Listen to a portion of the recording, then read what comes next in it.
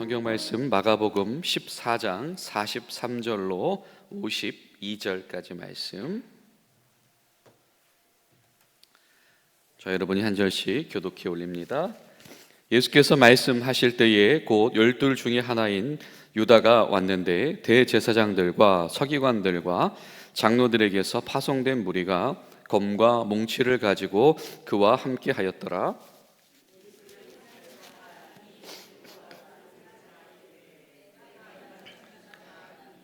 그를 잡아 단단히 끌고 가라 하였는지라.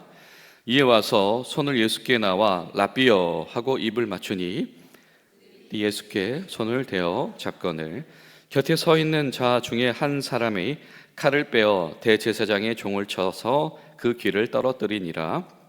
예수께서 무리에게 말씀하여 이르시되 너희가 강도를 잡는 것 같이 검과 몽치를 가지고 나를 잡으러 나왔느냐? 내가 날마다 너희와 함께 성전에 있으면서 가르쳤을 때 너희가 나를 잡지 아니하였도다. 그러나 이는 성경을 이루려 함이니라 하시더라. 제자들이 다 예수를 버리고 도망하니라.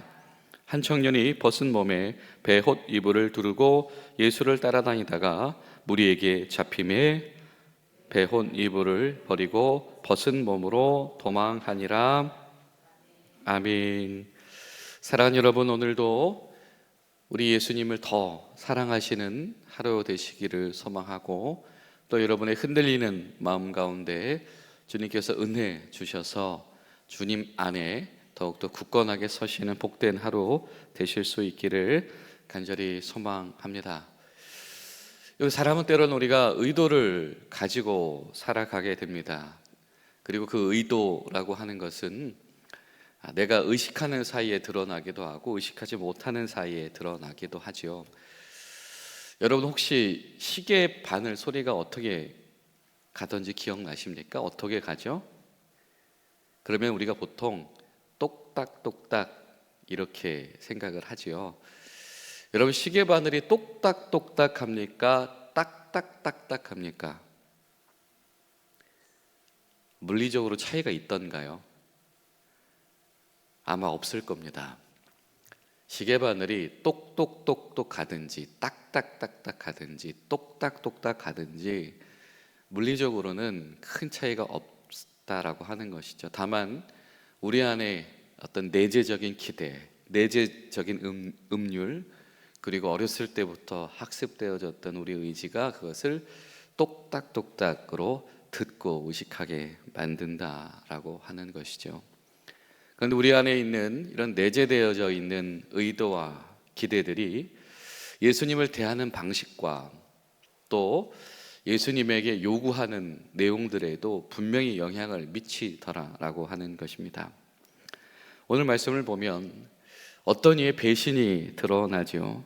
그 이름이 우리가 자세하게 묘사를 하진 않아도 우린 누가 그인지를 알 수가 있습니다. 그런데 저는 이 44절 말씀을 보고 상당히 놀랐어요. 뭐냐면 예수를 파는 자가 이미 그들과 군호를 짜 이르되 내가 입맞추는 자가 그이니 그를 잡아 단단히 끌고 가라 하는지라. 열심히도 준비했다.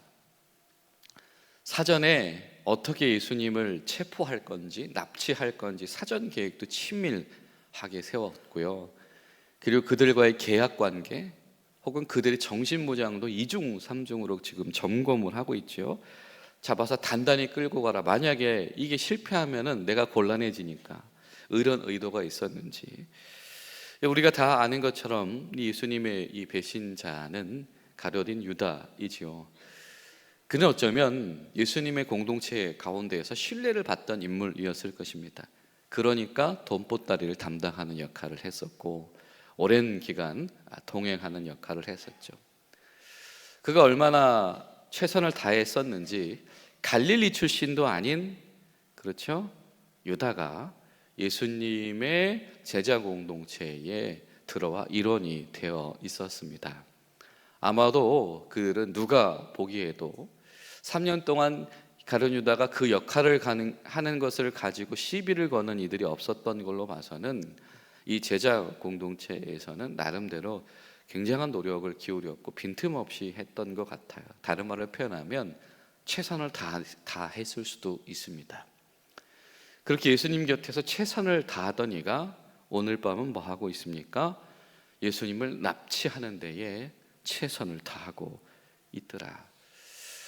여러분, 우리가 단순히 하나님 앞에서 열심을 내는 것, 열정과 최선을 가지고 있는 것만이 정답이 될 수 없는 이유가 바로 여기에 있는 것 같습니다. 가룟 유다의 최선이 어떤 것이었기에 마치 오늘 예수님을 성경에 말씀하시는 대로 도살장의 어린 양처럼 끌려가도록 하는데 그 통로와 역할을 하는 자가 되었는가라고 하는 것이죠. 여러분, 바로 직전의 이야기들 중에서 우리는 마가복음 12장에 예수님께 나와서 질문하는 이들의 이야기가 기억이 나실 겁니다. 세 종류의 사람들이 등장을 하지요. 바리새인들, 사두개인들, 그리고 서기관이었습니다. 바리새인들이 예수님을 찾아와서 질문합니다. 자신들은 좋게 보이려고 예수님을 시험하려고 뭐라고 질문합니까? 도대체 세금을 누구에게 바쳐야 됩니까? 자신들은 신앙심으로 율법을 지키는 것으로 그리고 민족적인 운동의 중심이 되는 것으로 사람들에게 지지를 받고 있던 사람들이죠. 그러니 자신들이 해나가고 있는 그런 역할들에 혹은 그런 입장에 있어서 예수님을 받아들이는 일 혹은 예수님과의 비교 우위에 서는 일 아니면 혹은 예수님에게 지지를 받는 일에 분명히 관심이 있었을 겁니다. 그들에게 예수님 뭐라고 말씀하시죠? 가이사의 것은 가이사에게, 그 동전 어차피 성전에 바칠 동전도 아닌데, 그리고 하나님의 것은 구별하여서 하나님께 바쳐라 라고 말씀하시죠. 그들이 원했던 대답을 구할 수 없었습니다. 여러분, 의도가 있는 질문에서는 원하는 응답을 받기가 어려울 수도 있다라고 하는 것이죠. 사두개인들도 마찬가지였습니다. 부활을 믿지 않는 그들에게 예수님께 찾아와서 아니 7번이나 이렇게 되어지면 도대체 누가 남편입니까? 예수님 뭐라고 말씀하십니까? 네 생각 자체가, 질문 자체가 잘못됐다. 아무것도 모르는구나. 아브라함의 하나님, 이삭의 하나님, 야곱의 하나님. 그러면 아브라함과 이삭과 야곱이 죽은 거냐 안 죽은 거냐, 그 신앙, 너희들의 신앙으로 그 하나님을 어떻게 고백할 거냐, 그럼 하나님이 죽은 자의 하나님이란 말이냐. 자꾸 자신의 공식으로 하나님을 해석하려고 하고 자신의 공식으로 응답을 얻으려고 하니까 엉뚱한 방향으로 나아간다라고 하는 것이죠. 근데 뜻밖의 인물이 등장했었죠. 서기관입니다. 예수님, 제일 큰 계명이 무엇입니까? 하나님을 사랑해야지. 그리고 말씀에 이른 것처럼 내 형제를, 내 이웃을 내 몸과 같이 사랑해야지. 예수님, 그 말 듣고 나니 맞네요. 의도가 너무 강력하게 자리 잡고 있으면 예수님을 만나고서도 해답을 얻을 수 없고 방향성을 얻을 수가 없습니다. 이 가룟 유다도 마찬가지였다라고 하는 겁니다. 그가 원하는 바가 무엇이든 간에 너무 명확한 이유로 예수님을 따랐던지, 그가 예수님을 버리는 장면도 너무 명확했다라고 하는 겁니다.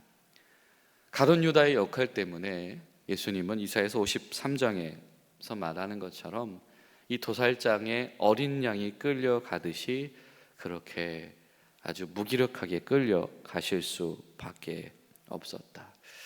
어떻게 예수님의 제자였던 그가 대제사장들과 서기관들과 장로들에게서 파송된 무리의 일원이 되었는가라고 하는 겁니다.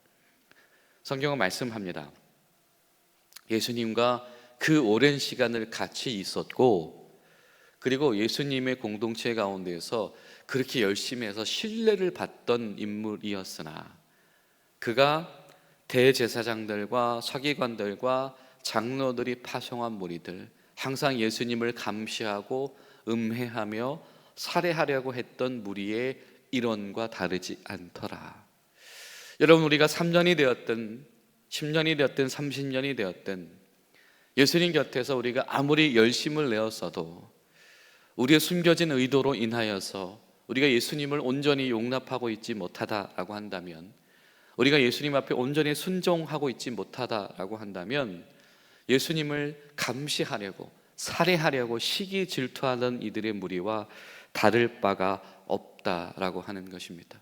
그러니 예수님이 하는 이야기, 예수님의 선택, 예수님이 나아갈 바를 아무리 봐도 내가 원하는 바와 다르니 그냥 아무렇지도 않게 버릴 수 있는 자가 되었다. 열심히 하던 인물이니까 예수님을 버리는 일에 오히려 최선을 다해서 버리기도 하더라라고 하는 것이죠. 여러분, 어쩌면 이 가룟 유다의 이 배신은 신앙인으로서 예수님 언저리에 머물러 있는, 교회의 언저리에 머물러 있는 내 안에 숨겨진 의도를 버리지도 못하고 바꾸지도 못하고, 그래서 예수님 앞에 제대로 질문할 수도 없으며 제대로 답변을 얻을 수도 없는 우리들의 불신앙을 그대로 보여주는 그런 단면이 아닌가 생각이 되어집니다. 여러분, 오늘 하루 기도하실 때, 하나님, 혹시라도 내가 나의 숨겨진 의도, 나의 강력한 의도와 선입견과 편견 때문에 예수님 곁에서도 딴 생각을 품는 자가 되었다라고 한다면 주님, 나를 붙잡아 주시고 긍휼히 여겨 주시옵소서. 그런 마음으로 기도하는 저와 여러분들이 될 수 있기를 바랍니다. 그 두 번째로 우리가 주목할 것은 이 배신의 강도, 이 배신의, 이 가룟 유다의 배신이 어느 정도 단호하느냐라고 하는 것입니다. 뭐라고 표현하냐면, 이 단단히 끌고 가라, 묶어서 이동하고 끌고 가라고 하는 얘기는 뭐냐면, 여러분, 투옥시키라고 하는 이야기잖아요. 자기 입술로 얘기하는 겁니다. 예수님을 투옥시키라고, 죄인처럼 취급하라고. 아니, 어떻게 이럴 수가 있습니까? 그러고 나와서 입 맞추면서 라비어, 라보니어라고 그렇게 인사할 수가 있느냐라고 하는 거죠. 그 주변에 있던 제자들 중에 누군가가 얼마나 기가 막혔으면 칼을 뽑아서 휘둘렀을까요? 이건 아마 감정적으로도 용서가 되지 않는 바로 그러한 장면이었을 겁니다. 그런데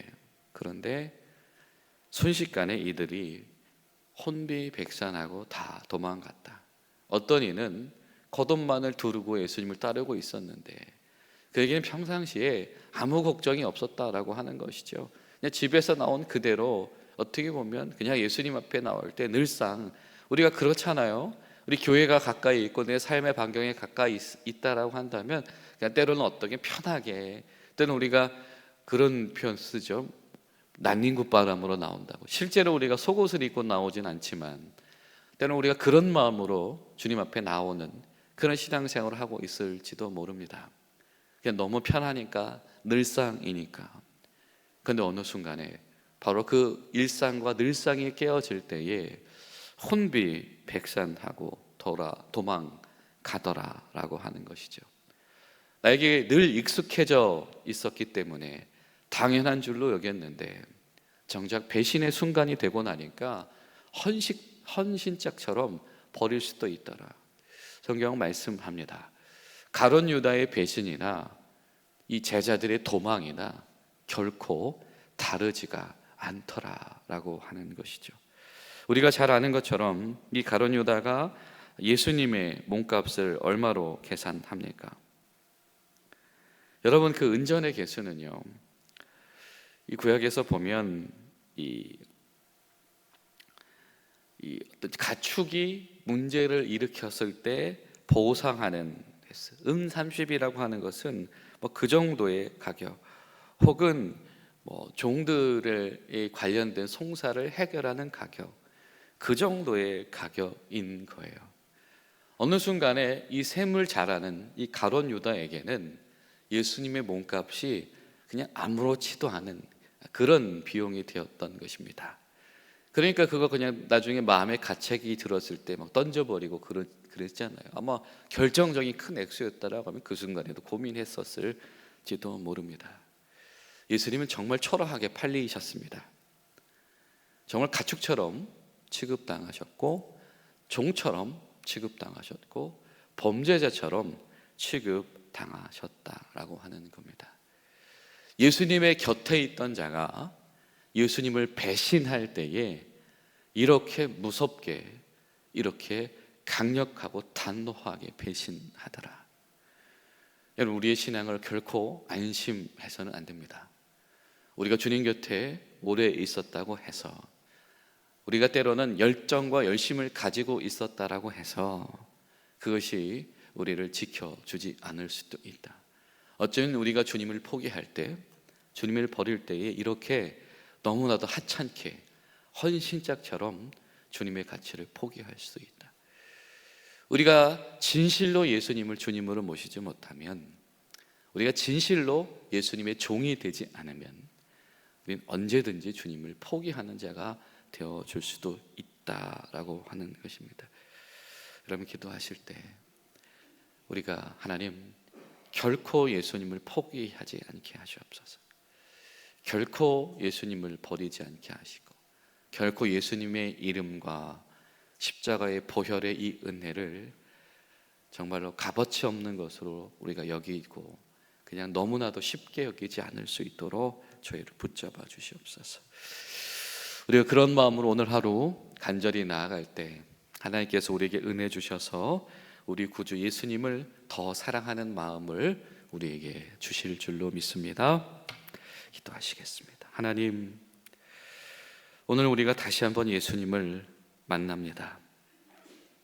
팔리시는 예수님, 정말로 도살장에 끌려가는 어린 양처럼 취급당하시는 예수님, 제자들의 눈앞에서 사랑했던 이들의 손길로 인하여서 그렇게 배신당하시는 그 예수님을 저희들 바라봅니다.